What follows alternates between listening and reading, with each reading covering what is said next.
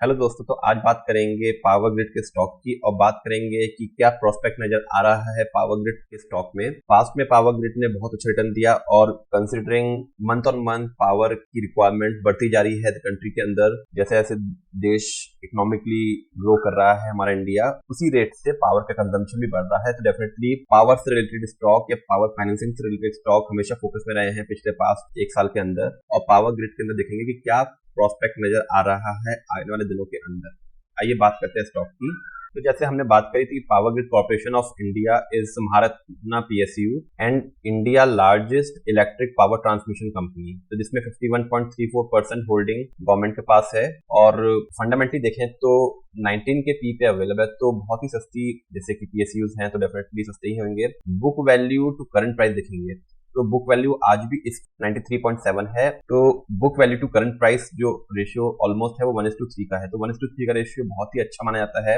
ये एक सिग्नल होता है जो दिखाता है कि करंट प्राइस जो है आज की डेट में वो एक्सपेंसिव नहीं है बिल्कुल भी, और बहुत ही नॉमिनल है compare to the book values. ROC और आरओई बहुत ही अच्छे हैं, बहुत। तो आरओई 18.3 के अप्रोक्सीमेटली और आरओसी 13.3, तो अच्छे आरओसी, अच्छे फाइनेंशियल फंडामेंटल्स। और पिछले 5 साल के अंदर स्टॉक ने 23.1% का रिटर्न दिया है और डिविडेंड यील्ड 3.32% है। अगर 2006 से बात करें तो क्वार्टर एंड क्वार्टर अगर देखेंगे तो सेल्स का फिगर बढ़ता जा रहा है। ये इन अलाइनमेंट है कि जो पावर की डिमांड है वो क्वार्टर पर क्वार्टर इंक्रीज हो रही है, और आने वाले दिनों में ये ट्रेंड कंटिन्यू रहेगा जो पास्ट पिछले ऑलमोस्ट 18 साल से चल रहा है। यही ट्रेंड कंटिन्यू रहेगा और डिमांड में रहेंगे। क्विकली इसके फंडामेंटल्स देख लेते हैं। जैसे हमने बात की, क्वार्टर एंड क्वार्टर सेल्स के फिगर बढ़ते जा रहे हैं। सबसे इंपॉर्टेंट चीज देखने की यहाँ पे है कि इसका जो ऑपरेटिंग प्रॉफिट मार्जिन परसेंटेज है, तो देखिए वो 83%, तो पिछले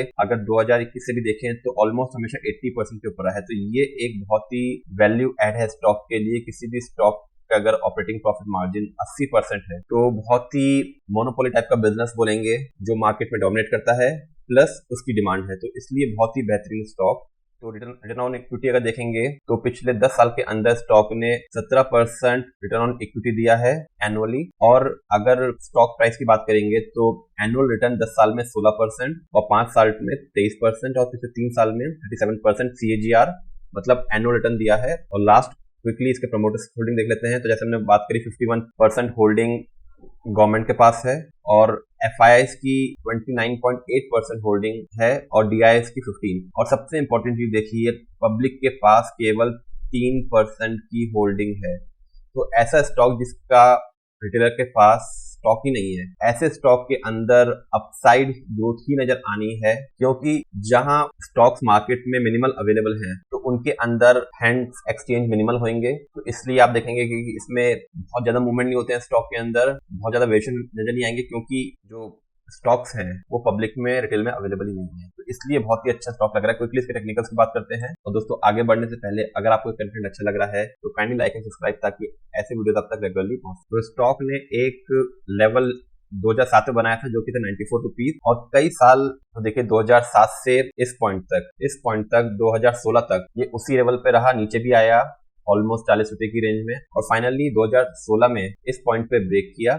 और ब्रेक करने के बाद स्टॉक ने एक नया हाई बनाया जो कि बना 123 रुपीज। अब 123 रुपीज भी 17 के बाद ब्रेक हुआ कब, 21 में, तो ऑलमोस्ट 5 साल बाद ब्रेकआउट हुआ इस पॉइंट पे। तो हमारे पास एक लेवल आया 123। अब इसके ऊपर में देखेंगे तो एक नया लेवल मिला जो बना 180 रुपीज का। अब 183 रुपीज के लेवल ब्रेक हुआ सितंबर 23 के अंदर। देखिए फाइनली जब भी सितंबर 23 में ब्रेकआउट हुआ स्टॉक के अंदर अपना रेजिस्टेंस लेवल जो कि था 180 रुपीज, उसके बाद एक्चुअल रैली शुरू हुई इस पॉइंट पे स्टॉक के अंदर अगस्त 23 में। और देखेंगे तो स्टॉक ने एक रैली शुरू करी जो उसको लेके गया 180 रुपए के प्राइस से ऑलमोस्ट 332 रुपीज के प्राइस बैंड तक। तो ये फेज था जहां स्टॉक ने एक अच्छा बुल रन दिखाया, एक बहुत ही मैसिव, जहां पीएसयूज ने दिखाए, और स्टॉक नीचे में एक कांस्टेंट सपोर्ट लाइन पे रहा और ऊपर में एक रेजिस्टेंस लाइन। तो ये दो लेवल्स थे जहां पे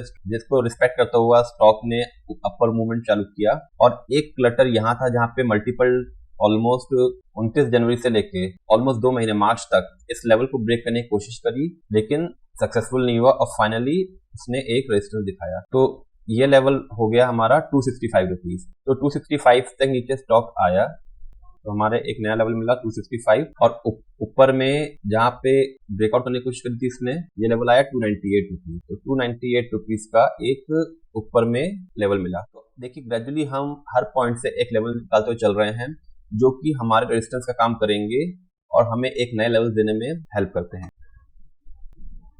अब अपने चार्ट को हम डेली चार्ट में कन्वर्ट कर लेते हैं ताकि बेटर व्यू मिल पाए।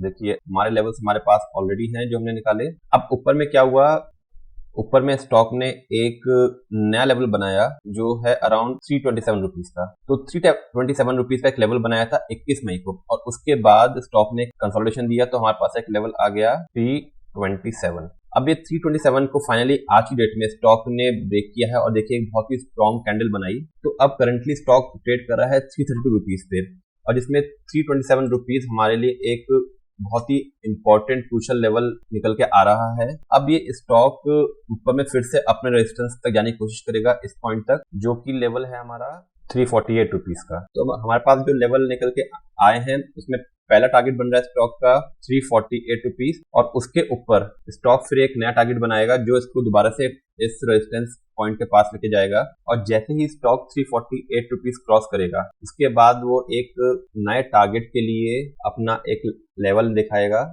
जो होएगा 367। तो करंट प्राइस से ऑलमोस्ट 10% की तेजी दिखाने को स्टॉक तैयार है और इंपॉर्टेंट लेवल्स हमारे ऑलरेडी हमने नोट कर लिए हैं। तो हमारा पहला टारगेट 348, दूसरा टारगेट 367 और नीचे में पहला इमीडिएट स्टॉप रहेगा 327 और 327 के नीचे एक डीप लेवल आएगा 298। तो ये 4 लेवल्स हमें याद रखने चाहिए और इन लेवल्स के बेसिस पे हम अपना ट्रेड प्रोग्रेस कर सकते हैं। तो होप आपको वीडियो अच्छा लगा है तो काइंडली लाइक एंड सब्सक्राइब ताकि ऐसे वीडियो आप तक रेगुलरली पहुंच सके।